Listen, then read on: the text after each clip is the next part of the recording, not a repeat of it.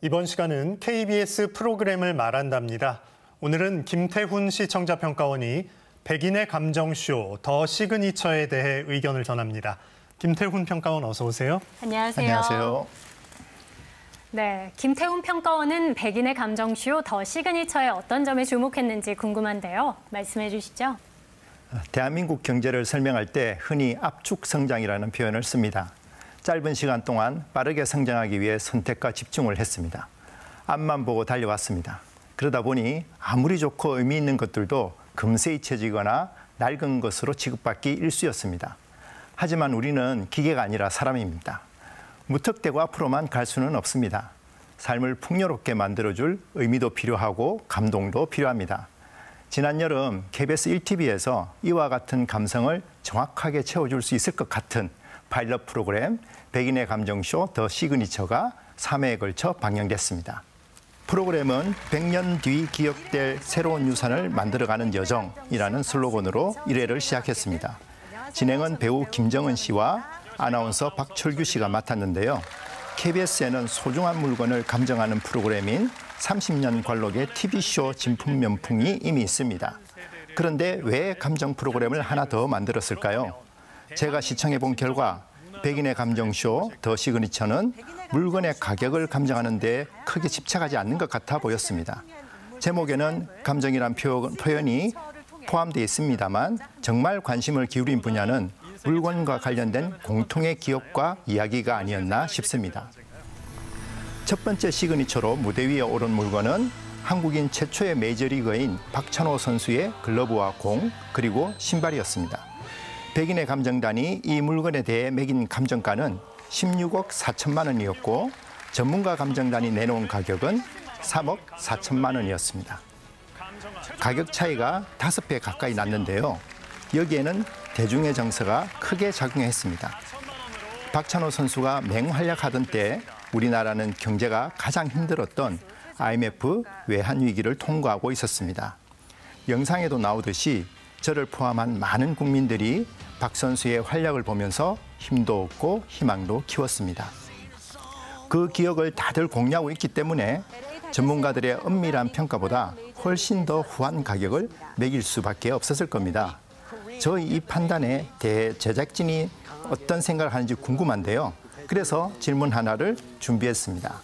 프로그램의 기본 골격은 백인의 감정단이 물건의 가치를 감정하는 것입니다만 가격 그 자체보다는 가격으로 표현되는 가치, 그리고 물건을 둘러싼 스토리가 이 프로그램의 진짜 콘텐츠라는 생각이 들었습니다.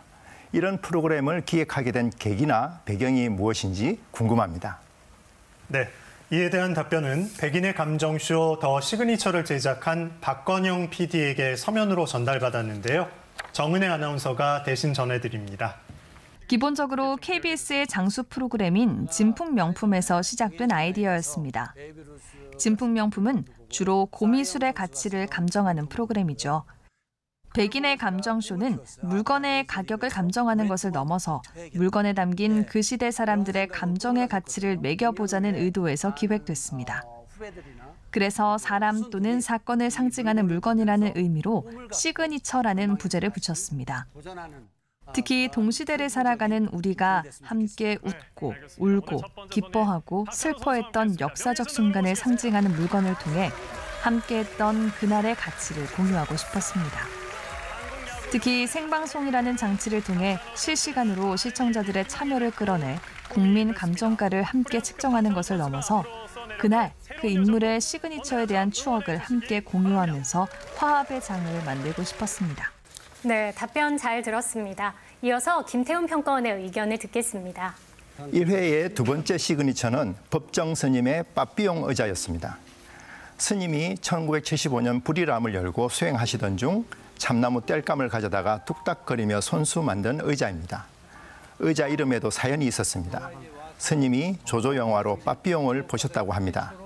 주인공이 잠을 자다가 검사에게 인생을 낭비한 죄로 기소당한다는 악몽을 꾸게 되는데 그 장면이 스님에게 큰 울림을 줬다고 합니다. 스님은 빠삐용이라고 이름 붙인 의자에 앉아 침묵하는 시간을 가지면서 혹시 낭비한 인생이 없는지 성찰하셨다고 합니다. 이 의자에 대해 백인의 감정단은 감정을 사용합니다. 감 매기는 행위 자체가 옳지 않다고 여긴 것이죠. 전문가 감정단도 영원을 제시했습니다. 저는 이 장면이 프로그램의 정체성을 잘 표현하고 있다고 생각했습니다. 물건의 값을 매기는 게 아니라 그 물건이 가진 의미와 울림을 공감하는 것이 프로그램의 본질이란 걸 웅변하는 것 같았습니다.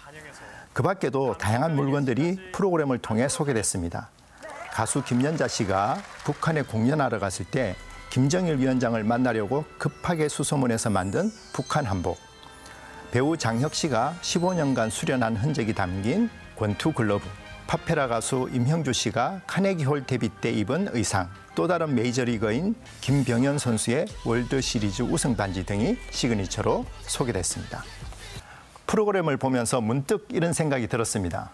물건에 좀 더 집중한다면 굳이 유명인이 아니어도 이 프로그램에 참여할 수 있지 않을까 하고요. 그래서 제작진에게 드릴 두 번째 질문을 가져왔습니다. 파일럿 프로그램에서는 주로 유명인 중심으로 물건이 소개됐는데 프로그램 성격을 보면 일반인이 보유하고 있는 가치 있는 물건도 얼마든지 참여시킬 수 있어 보입니다. 기본적으로 확장성이 커 보이는데요. 향후 정규 편성이 된다면 어떤 방향으로 프로그램을 발전시키고 싶은지 궁금합니다. 네, 이에 대한 답변도 대신 전해드립니다.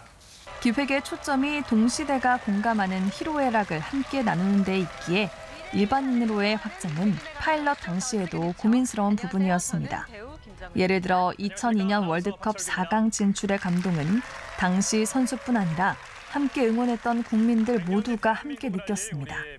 8강전 결승골의 주인공 안정환의 축구공이나 키스 세레모니 반지보다 수백 명의 붉은 악마가 흔들었던 대형 태극기의 상징성이 가지는 가치가 덜하다고 할 수 없거든요.